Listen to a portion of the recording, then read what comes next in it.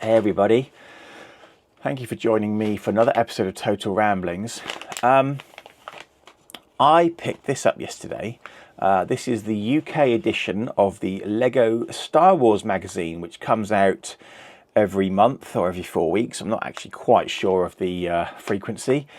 £5.50, it's quite expensive really. I only ever buy it for the sets. Sometimes you get a minifig, sometimes you get a spaceship or a vehicle or something. I don't always buy it. Usually if it's something that will add to my Imperial army of minifigs, I'll usually buy a few. So for example, I've got some Imperial Commandos sitting around somewhere that I haven't built yet. Or if it's a fighter, an Imperial fighter. Anyway, this is the first time I've seen a TIE Defender. I love the TIE Defender, and I thought maybe you'd like to watch me build it. So it's cool toy, limited edition Lego Star Wars TIE Defender, 44 Lego pieces. Sometimes with the Lego magazine, you'll get like a bonus set because I've got an example right behind me actually. In fact, here is the aforementioned Imperial Commando. I bought two of these, and this one had a TIE Advanced with it.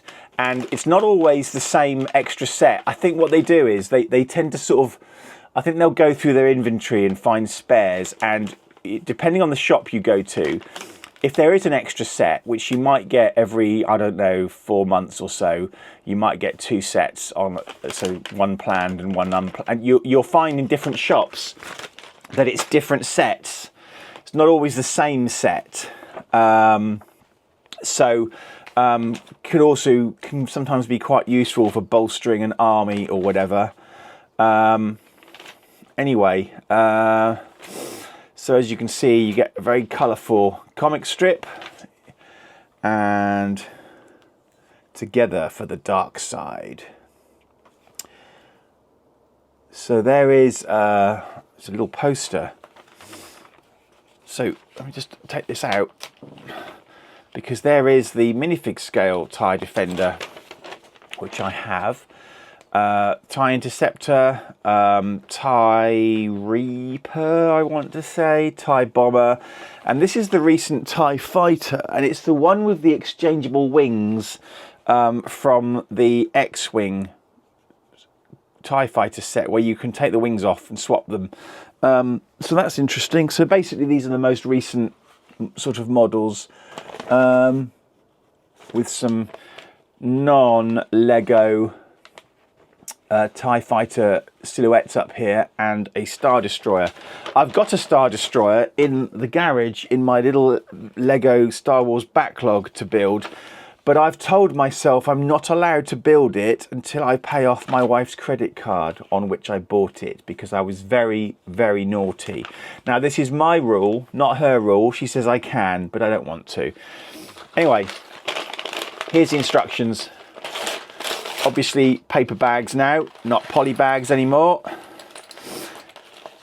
Now, a little bit of history about the TIE Defender. There's 2 histories for the TIE Defender. We've got the Star Wars Expanded Universe, the EU, which is now known as Star Wars Legends. And we've got modern Star Wars canon. Now, before Disney bought Star Wars from George Lucas in 2012, we had a whole host of expanded universe Star Wars stuff, novels, comic strips. Yeah, that's about it really. Anyway, very convoluted and combined sort of history.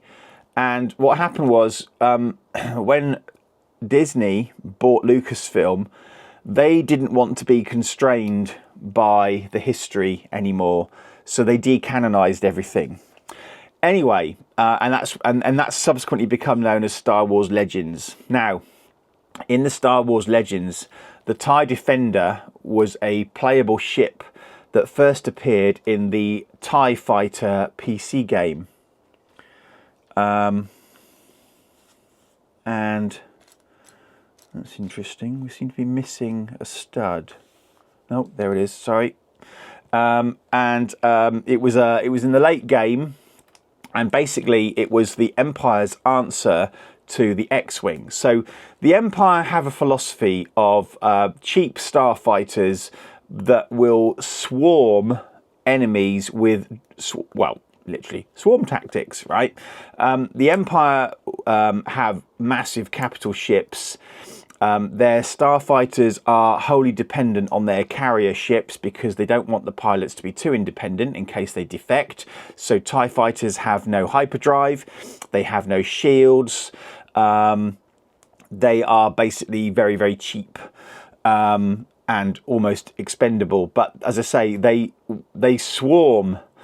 Now, the Empire was kind of expecting any resistance to be along the form of what they dealt with the Separatists in the Clone Wars.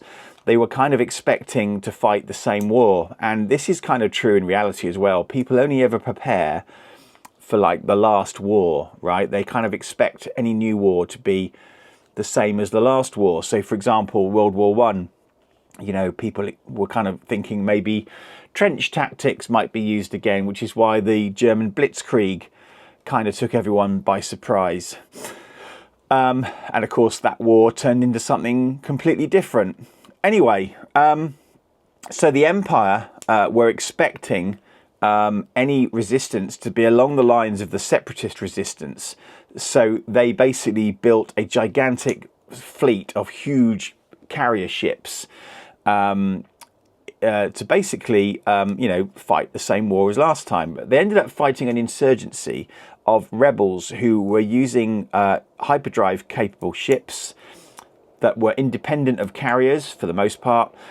They had shields. TIE fighters don't have shields. They had life support, like TIE fighters don't have life support, which is why you see those pilots in their pressurized cockpits.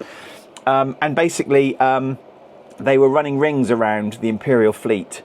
And the Empire, in a response to this, created a series of prototype TIE fighters, the first of which was the TIE Advanced, and then ultimately the TIE Defender.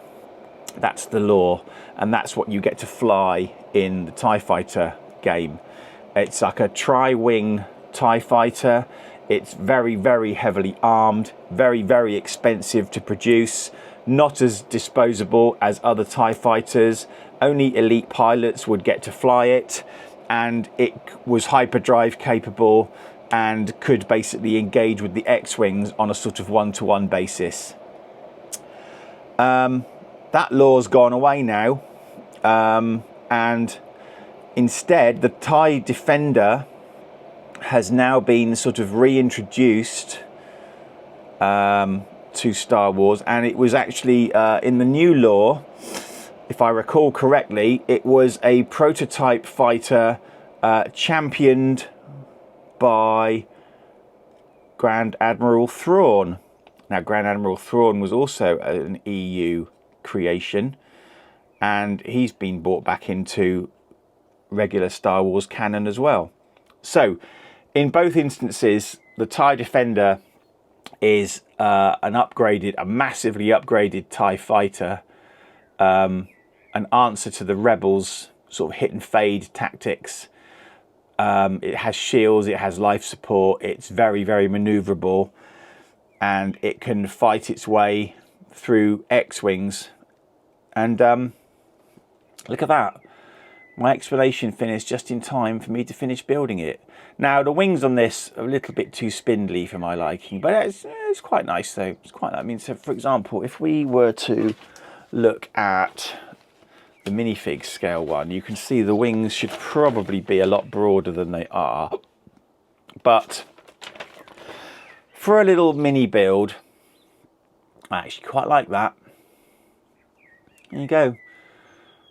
TIE Defender. Let's finish looking at the magazine, shall we? There we go. Jedi Archive, TIE Defender.